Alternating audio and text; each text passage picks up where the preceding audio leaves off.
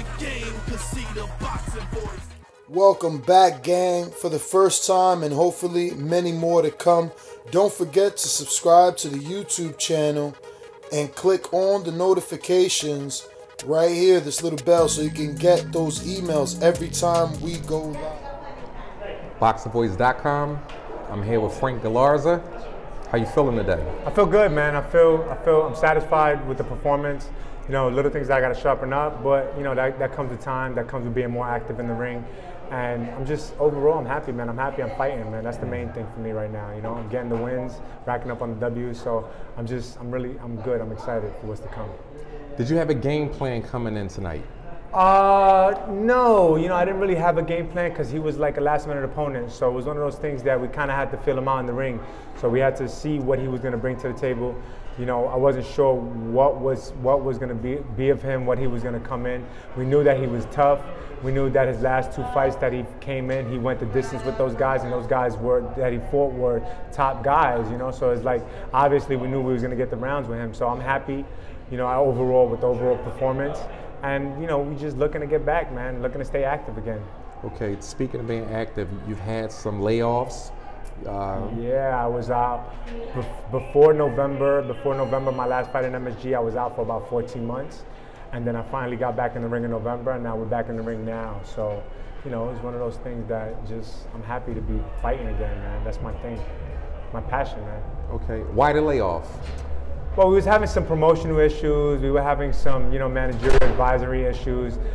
You know, just politics of boxing, man. Nobody, you know, the way they handle things over there, like in certain promotion handle things, you know, it's like they wasn't keeping me active, and it's like it's never a time. They never have actual dates. It's stuff that you just like don't know what's going on, so you up in the air. So you gotta pretty much just wait for a phone call, like, okay, I'm fighting this time, you know. And I'm like, I feel like that's not how it should be. I feel like we should always have, you know, especially if you're working with a promotional company, they should always be, you know, they're gonna keep you active, but always have you up to date as far as what's next for you, not surprise you with dates and be like, oh, okay, well, you're gonna fight now.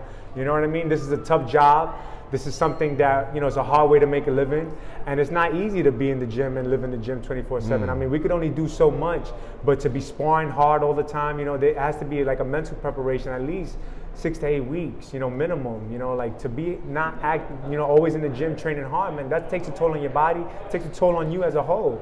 You know what I mean? Like most of your work is going to be in the gym. By the time it's fight time, you're already worn out. Okay. My personal experience, whatever. Okay, you speak about wear and tear. Now, I heard you mention that you didn't have much of an amateur career. Yeah, I only had like about 11 amateur fights. Okay. So, you know, like I won the Golden Gloves at 165 when I was like 23, and then I just went pro from there.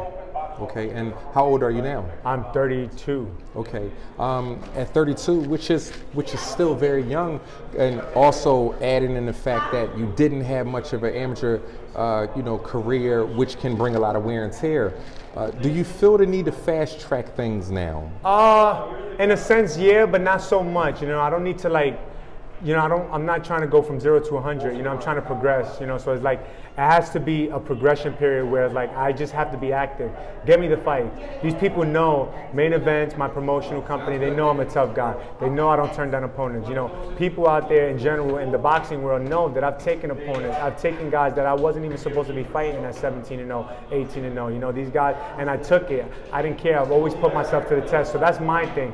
And, you know, they talk about the best fighting the best. I've never turned down anyone. And that's always been that's been my demeanor because of the fact that I want to test my ability as a fighter. You know I'm still learning and I'm still growing. You know, what's the worst that could happen? That's my mentality. What's the worst that could happen? I'm gonna train my butt off and do what I gotta do. I fight with my heart, man. Okay, now you're Puerto Rican? I'm Puerto Rican, yeah. Who's your favorite Puerto Rican fighter? I have a lot, man. I was watching top 3. I want to say Felix Trinidad is definitely one of them. I thought he did very well in his career. Wilfredo Gomez, another one. And I want to say the young kid, but he's actually been inactive for a little while, Verdejo. Okay. I think he's doing really well as a Puerto Rican fighter coming up now. He's young. I mean, he's been out for a little. He had a little layoff, so. But I think those three right now, for the most part. I mean, there's so many I can't even think of them on the fly right now. Okay, now this is a big card tonight. Of course, we're talking about HBO, Sergey Kovalev, Igor Mikhalkin. This is a big card. How do you feel about having to, I guess, pretty much learn on a job now on such a big stage? Is there any added pressure to say, you know something, I don't pretty much have the pedigree that some of these guys have. I'm a little older. This is a big card. I'm making my mistakes under the biggest lights. Does that ever cross your mind? Nah, man. Remember, I headlined in Vegas. I headlined in Vegas one time. I remember, I headlined in Vegas when I took my first loss. I think that was probably more pressure on me when I fought Jarrett Hurd.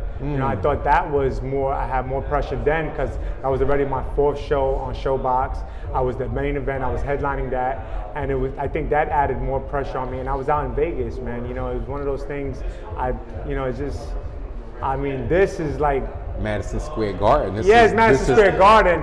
This is legendary. Yeah, it's legendary, but at the same time, it's my job, man. You know what I'm saying? This is what I love to do, so there's really no pressure here. And I have my supporters here, my family, my friends who come out. Yeah, I heard them. They come out and they show love, so it's one of those things that, man, there's no pressure there, man. It's just fun. It's just fun for me, man. Speaking of Hurd, you faced him.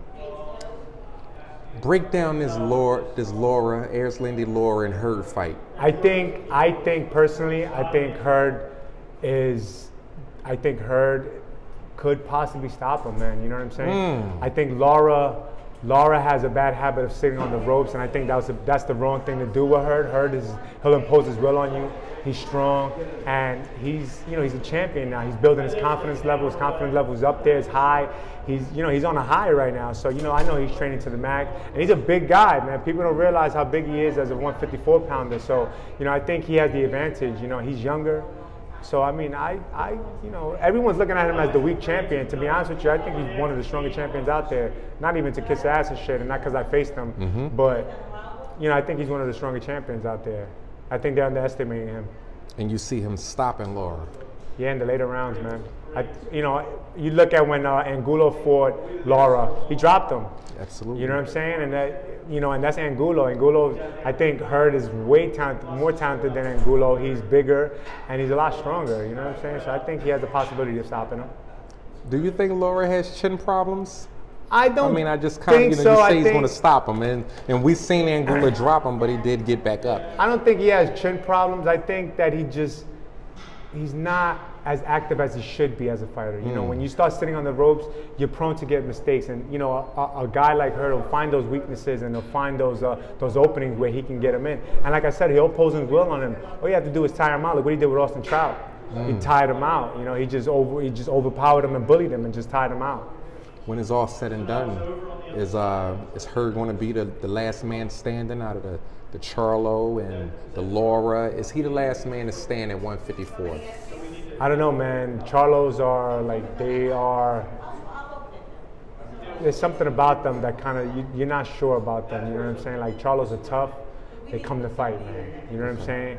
But, I think it will make for a good fight. Okay. Would you like to let the people know where they can find you at on social media? Well, they can find me on Notorious_FG on my Twitter, and then on my Instagram is Frank Galarza Official. Show love, man. DM me, tag me, ask me anything you want. I'm open to the public. I'm open to my fans. I'm open for the support. I love the support. It's a beautiful thing, man. I'm grateful, and I just, I'm happy to be here in MSG right now. When can we see you back in the ring? Hopefully. Do you already have another date, or? I don't have a date yet, but hopefully sometime in the next couple of months, man, like May, June, I'm hoping. So let's see what happens. I'm excited. You love main events? I love main events. They're actually they're doing really well with me. I'm really satisfied with them. I'm happy with the move. I'm happy with Kathy Duva and Jolene. They're such beautiful people, wonderful people, and I think that it's a great connection with us. I want to thank you for your time. Thank you. ThaBoxingVoice.com. Shout out to The Boxing Voice, man. Podcast Kings.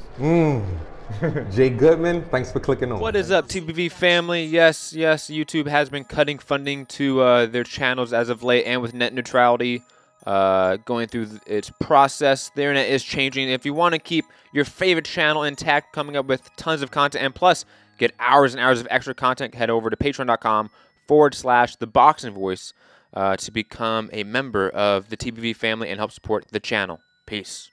In the game, 'cause see the boxing voice.